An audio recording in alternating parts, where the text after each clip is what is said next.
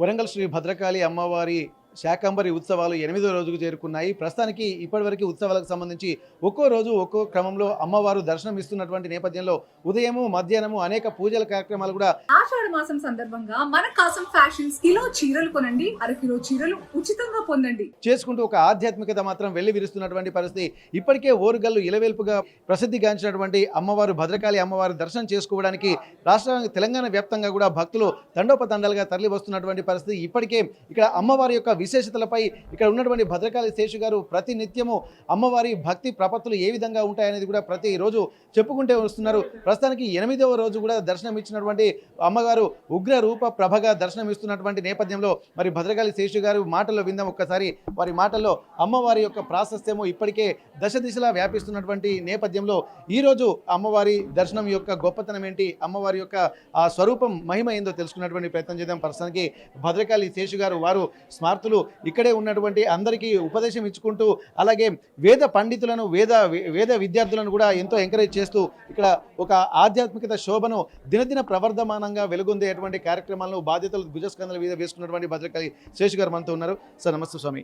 ఇప్పటి వరకు అమ్మవారి దర్శనం రావాలంటే ఇక్కడ ఎంతో మంది దూర ప్రాంతాలు శాకంబరి ఉత్సవాలు ప్రత్యేకతను దృష్టిలో పెట్టుకుని తెలంగాణ వ్యాప్తంగానే కాకుండా రాష్ట్రం నలుమూలల నుంచి కూడా వస్తున్నటువంటి పరిస్థితి. ఇప్పుడు ఈరోజు అమ్మవారి యొక్క కొలువై ఉన్నటువంటి రూపం గురించి చెప్పండి స్వామి. యదా యదా హి ధర్మస్య గ్లానిర్భవతి భారత అభ్యుత్థానమధర్మస్య తదాత్మానం సృజామ్యహం.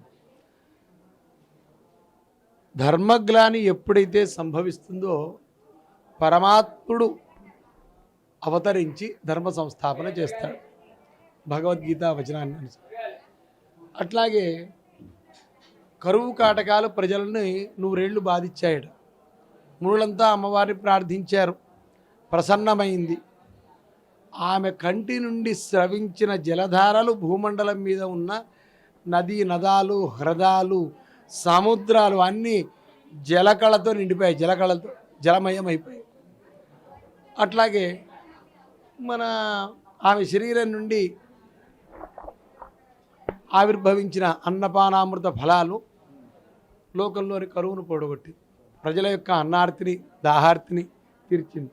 కాబట్టి శాకంబరీం స్తువన్ ధ్యాయం జపన్ సంపూజయన్నమన్. శాకంబరిని ఎవరైతే ఆరాధిస్తారో వాళ్ళకి అన్నపానామృత ఫలములు అక్షయంగా సంప్రాప్తమవుతాయి.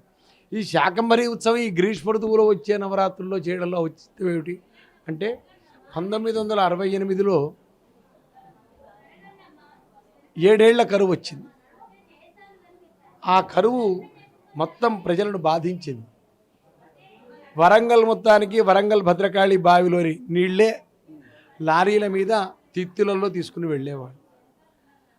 ప్రజలంతా కోరారు, అయ్యగారు ఏంది ఈ కరువు కంటే పరిష్కారం అంటే ఆ ప్రధాన అర్చకులు, ఆ వంశపారంపర్య అర్చకులు ఆ చండీ సప్తశతిలో ఈ తతోహమఖిలం లోకమాత్మదేహ సముద్భవై భరిష్యామి సురాశ్చాకే రావృష్టే ప్రాణధారకై శాకంబరీతి విఖ్యాతిం తదా యాస్యామ్యహం భువి. అమ్మవారు చెప్పింది. ఇవన్నీ చూసి ఈ ఆషాఢ సిద్ధ పౌర్ణమి నాడు అమ్మవారికి శాకంబరి ఉత్సవాన్ని చేశారు. ఒకే రోజులో 7 ఏళ్ల కరువు కొట్టుకపోయింది. మొత్తం మనాలు బట్టి గంటలు గురిచింది. 7 ఏళ్ల కరువు ఒక్క రోజులో. అప్పటి నుంచి ప్రతి సంవత్సరం ఇక్కడ చేస్తూ ఉన్నారు. ఎందుకంటే అంతకుముందు 100 ఏళ్ల కరువు వచ్చినప్పుడు మునులంతా అమ్మవారిని ప్రార్థిస్తే అది సంఘటన దేవి భాగవతంలోను మార్కండేయ పురాణంలో ఉన్న. అప్పటి నుంచి భద్రకాళిలో మొదలైన శాకంబరి దేశమంతా ఇప్పుడు కూడా చూడండి. ఎందుకంటే తెలిసి తెలియక చేసిన పాపం వల్ల అసురీ శక్తులు మనకు దగ్గరై మనల్ని బాధిస్తూ ఉంటాయి. అవి పెట్టే బాధతోటి మనం బాధను అనుభవిస్తుంటే మనం పడే బాధను చూసి ఇంకా ఏం బాధ, అదే పైశాచిక ఆనందం, రాక్షసానందం అంట. పుణ్యం వల్ల దేవతలు దగ్గర అవుతారు, మనకు సకల ఐశ్వర్యాలు ఇస్తారు. వాటితో త్రొతుగుతుంటే వీళ్ళకి ఇంకా ఏమిచ్చి సంతోషపెట్టాలి అని చూస్తుంటారు. కాబట్టి దేవతలు దగ్గర కావాలి, అసురీ శక్తులు దూరం కావాలి. అసురీ శక్తులు దూరం కావాలంటే పాప నాశనం కావాలి, దేవతల దగ్గర కావాలంటే పుణ్యప్రాప్తి కావాలి. అందుకే ఆగమ శాస్త్రాలు ఈ సమస్తమైన పాపాన్ని నశింపజేసి మనిషికి పుణ్యప్రాప్తిని కలిగించే విధంగా ఉత్సవాలండి. ఆ క్రమంలోనే ఉత్సవం. ప్రతి తిథికి ఒక దేవత, అధిదేవత. ఈరోజు 8వ రోజు ఉగ్రప్రభ కాళీక్రమాన్ని అనుసరించి అమ్మవారిని అక్కడ త్వరిత శ్రీక్రమాన్ని అనుసరించి అయితే ఈ ఉగ్రప్రభ తన యొక్క శరీరం నుండి ఉద్భవించిన ఉగ్రమైన ప్రభల ద్వారా లోకంలోని అంధకారాన్ని పోగొట్టడం, సమస్త పాపాన్ని నశింపజేసి వెలుగును ప్రాప్తించి జ్ఞానోదయం కలిగిస్తుంది భక్తులకు ఉగ్రప్రభా మాత. త్వరితామాత కూడా ఇంచుమించు అదే. ఇది సాధనలో మనిషికి అసురీ శక్తులను దూరం చేసి సాధన సక్రమంగా సాగేట్టు చూస్తుంది. స్వామి, ఇప్పుడు మీరు ఒకటి చెప్పారు, ఇక్కడ శాకంబరి ఉత్సవాలు చేసినటువంటి క్రమంలోనే ఒక్కరోజే 7 ఏళ్ల కరువు పోయిందని చెప్పి. ఇప్పుడు ఇదే విషయంలో ఈ వరంగల్లోనే పుట్టినటువంటి విద్యారణ్యులు కూడా ఇక్కడ శ్రీకృష్ణదేవరాయల కాలంలో కూడా ఒకే రోజు తను చేసినటువంటి ఉపాసన వల్ల 7 గడియల పెట్టు స్వర్ణము బంగారము అంతా కూర్చున్నప్పుడు ప్రతిరోజు అందరూ బయటకు ఊడ్చేది, కానీ ఆ రోజు మాత్రం ఇంట్లోకి లోపల ఊడ్చుకున్నటువంటి పరిస్థితి అని చెప్పి అంటారు. అట్లాంటి శ్రీకృష్ణదేవరాయల కాలం కూడా అంత గొప్పదనం వెళ్ళడానికి విద్యారణ్యులే కారణం. ఆ విద్యారణ్యులు కూడా వరంగల్కు సంబంధించినటువంటి వారే అని చెప్పి అంటారు. వరంగల్ దీనికి సంబంధించి మరి భద్రకాళి అమ్మవారు అలాగే విద్యారణ్యులు, మరి ఈ వరంగల్కు ఉన్నటువంటి ప్రాశస్త్యాన్ని ఒక మాటలో ఏం చెప్తారు మీరు? తత్రాష్టమ్యాం భద్రకాళి దక్షయజ్ఞ వినాశిని. దుర్గాష్టమి అనబడే మహాష్టమి నాడు జగన్మాత దుర్గా భద్రకాళిగా కోటి గణములతో, కోటి యోగిని గణములతో ఆవిర్భవించి భూమండలం మీద అవతరించిన ప్రదేశం వరంగల్ భద్రకాళి దేవస్థానం. కాశీ, రామేశ్వరం, వరంగల్ మహానగరం ఒకే అక్షాంశం మీద ఉన్నాయి. కాబట్టి సద్గురు శివానందమూర్తి గారు కూడా వరంగల్లోనే ఇక్కడే తాను అంత్యేష్టి అంతా జరుపుకున్నారు. కాశీలో పోతే ఎంత పుణ్యమో వరంగల్లో పోయినా అంతే పుణ్యం అని. అయితే క్రమక్రమంగా భక్తులలో మన అవేర్నెస్ వచ్చి ఇప్పుడు ప్రచారమై ఈ వరంగల్ యొక్క ఔన్నత్యాన్ని, కాశీ అంత గొప్పది వరంగల్, కాశీలో తవ్విన ప్రతి చోట ఇట్లా అయితే శివలింగం బయటపడుతుందో వరంగల్లో కూడా అట్లాంటి శివలింగాలు బయట కొన్ని వేల లక్షల శివలింగాలు ఉన్నాయి. వరంగల్ కూడా అంతటి మహాత్మ్యం కలిగింది, పురాణాల్లో చెప్పబడింది. ఇవన్నీ మెల్లమెల్లగా వస్తూ ఉంటాయి. ఎందుకంటే విదేశీయుల పాలనలో మన వాంగ్మయం అంతా నాశనం చేశారు వాళ్ళు.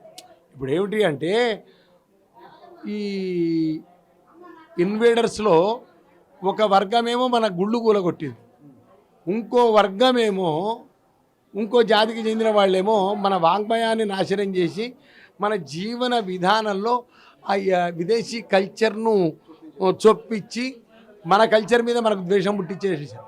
ఒకడు కరిచి చంపాడు, ఒకడు కావలసుకుని చంపాడు, ఒకడు గుళ్ళ తిరుగుకు రాలే ఇంగ్లీష్ వాడు.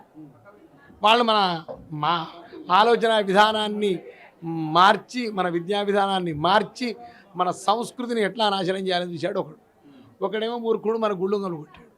కానీ ఇప్పుడు క్రమక్రమంగా ప్రజలలో అవేర్నెస్ వస్తుంది, అంతా మేలు జరుగుతుంది.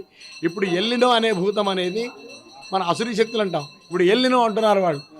ఆ ఎల్లినో మనకు రావలసిన వర్షాన్ని రాకుండా అక్కడ ఆపేస్తూ ఉంటే మరి అక్కడేమో అతివృష్టితో కొట్టుకుపోతున్నారు, ఇక్కడ అనావృష్టితో మనం పెడుతున్నాం. క్రమక్రమంగా ఎందుకంటే అందరూ భగవన్ నామస్మరణ చేయాలి. ఎందుకంటే సైన్యం బాగా ఉండాలి. అట్లాగే ఆధ్యాత్మిక శక్తులు కూడా అందరూ భగవన్ నామస్మరణం చేయడం వల్ల ఆ దైవీ శక్తి అనేది జాగృతమై ఆ అసురీ శక్తిని నాశనం చేస్తుంది. అందుకే అక్కడక్కడ ఈ మధ్య వర్షాలు పడుతూ ఉన్నాయి, కానీ ఇది ఇంకా బాగా జరగాలి. కాబట్టి ఇది ఒక్కళ్ళో ఇద్దరు చేస్తే కాదు, ఒకరితో యుద్ధం చేస్తాడు. ఇది కొంత సైన్యం, విదేశీ సైన్యం అంత వస్తూ ఉన్నప్పుడు మనం ఎంత ఎక్కువ కావాలి కదా. 10 మందికి అన్నం పెట్టాలంటే ఒక్కడి సంపాదన సరిపోదు, 10 మంది సంపాదన కావాలి. అట్లాగే 10 మందికి జ్ఞానం చెప్పాలంటే మహాజ్ఞాని కావాలి. అవునా, విశ్వవ్యాప్తంగా నడుస్తూ ఉండాలి భగవన్ నామస్మరణ. శాకంభరీ నమః, శాకంభరీ శరణం మమ, శాకంభరీ శరణం మమ అనే నామస్మరణ ప్రతి వాళ్ళు చేయడం ద్వారా ఆ అమ్మవారి యొక్క అనుగ్రహాన్ని తొందరగా పొంది ఈ ఎల్లినో అనే భూతాన్ని నశింపజేసి సూరిష్టి జరిగే విధంగా మనం అన్వయించవచ్చు. ఓకే. ఓకే. ఇక్కడ మీరు చూస్తున్నారు కదా, భద్రకాళి శేషు అయ్యగారితో మాట్లాడుతుంటే ఇక్కడ మనం ఒకటి గమనించవచ్చు. అమంత్రం అక్షరం నాస్తి, నాస్తి మూలం వనౌషధం, అయోగ్య పురుషో నాస్తి, యోజకస్తత్ర దుర్లభ. అంటే ఈ సృష్టిలో వ్యర్థమైనటువంటి పదార్థం ఏదీ లేదు. కాకపోతే మన మనసులోనే ఉంటుంది. ఇక్కడ అసురీ శక్తులు, సురశక్తులు అన్నీ ఉంటాయి, దైవీ శక్తులు కూడా ఉంటాయి. కాబట్టి దాటిని తెలుసుకొని దానికి అనుగుణంగా ప్రవర్తింపజేసుకునేటువంటి జ్ఞానం మనిషికి వచ్చినప్పుడు మాత్రమే ఒక సన్మార్గంలోకి వెళ్ళేటువంటి అవకాశం ఉంటుందని చెప్పి అంటున్నారు. అందుగురించే ఎక్కడైనా సరే దైన్యం ఏర్పడినప్పుడు ఇట్లాంటి దేవీ శక్తులు కూడా ఆవిర్భవించి ఇక్కడ ఉన్నటువంటి ప్రజల దైన్యాన్ని పొడగొట్టడానికి ఎంతో ఉద్భవించేటువంటి ఆ ఉత్సవాల రూపంలోనే ఇప్పుడు అమ్మవారు ఇక్కడ భద్రకాళి అమ్మవారు ఇక్కడ కొలువై ఉన్నారని చెప్పి అంటున్నారు.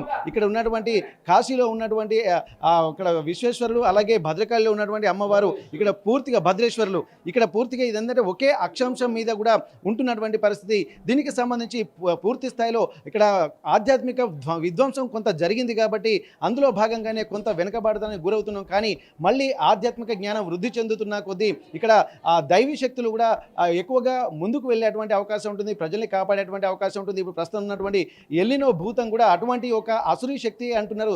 దానిని తరిమి కొట్టడానికి భగవన్నామ స్మరణం అనేది ముఖ్యంగా అంటున్నారు. అట్లాంటి దైన్యం వచ్చినప్పుడు ఇట్లాంటి శాకంబరి అమ్మవారి ఉత్సవాలు చేస్తున్నటువంటి క్రమంలో ఆ శక్తులు కూడా ప్రభవించి మళ్ళీ ఒక దైన్యం లేకుండా అనాయాసైన మరణం వినాదైన్యన జీవనం అన్నటువంటి ఒక కాన్సెప్ట్ని అమ్మవారే చూసుకుంటారన్నట్టు ఒక ఆధ్యాత్మిక సూచనలు కూడా చేస్తున్నటువంటి పరిస్థితి. కాబట్టి నిత్యం భగవన్నామ స్మరణ చేయడం వల్ల ఎంతటి ఆధ్యాత్మికత ప్రవృత్తి ఉంటుందో అది సర్వకాల సర్వావస్థల యందు సదా శ్రీరామ రక్షగా మనకు ఉంటుందన్నటువంటి విషయాలు కూడా ఇట్లాంటి ఆధ్యాత్మిక గురువులు చెప్తున్నారు. అందులో భాగంగానే వరంగల్ భద్రకాళి అమ్మవారికి ఉన్నటువంటి ప్రాశస్త్యాన్ని కూడా చాలా గొప్పగా చెప్పారు.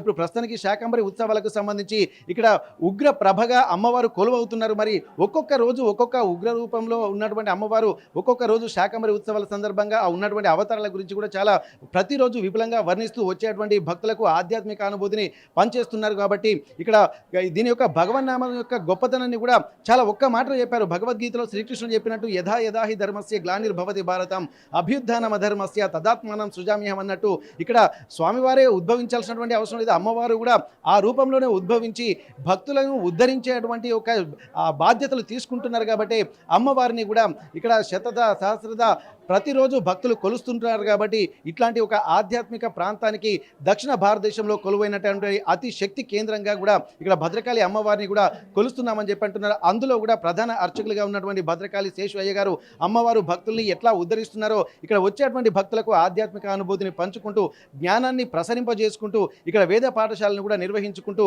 వారి ద్వారా జ్ఞానాన్ని దశ దిశలా వ్యాపించేటువంటి ఒక బృహత్తర కార్యక్రమానికి కూడా శ్రీకారం చుట్టినటువంటి పరిస్థితి. అందులో భాగంగానే వచ్చేటువంటి భక్తులు భద్రకాళి శాకంబరి ఉత్సవాలకు ఇక్కడ పక్కనే కాకుండా రాష్ట్రం నలుమూల నుండి కూడా వస్తున్నటువంటి నేపథ్యం అయితే మనకు కనిపిస్తుంది. ముఖ్యంగా శాకంబరి ఉత్సవాలు, అలాగే ఇక్కడ భద్రకాళి భద్రేశ్వర్ల కళ్యాణ మహోత్సవానికి సంబంధించి కూడా అద్భుతమైనటువంటి ఆధ్యాత్మిక కార్యక్రమాలకు కొలువై ఉన్నటువంటి ఈ భద్రకాళి దేవస్థానంలో ఒక్కసారి అడుగు పెట్టినా కానీ తమ జీవిత కాలం కూడా ధన్యమవుతుందన్నటువంటి ఒక భావనలోకి భక్తులు వచ్చేస్తారు. అది పూర్తి స్థాయిగా వారి స్వయం అనుభూతి చెందితే తప్ప అది ఇంకోరు చెప్పేటువంటి విధానం కాదన్నటువంటి విషయం కూడా వచ్చేటువంటి భక్తులకు కూడా ఆ విదితం అవుతున్నటువంటి విషయాన్ని కూడా మనం గమనించాల్సినటువంటి అవసరం ఉంటుంది. శాకంబరి ఉత్సవాల సందర్భంగా భద్రకాళి దేవస్థానం నుండి కెమెరా పర్సన్ వంశీతో వెంకటరత్నం, RTV వరంగల్.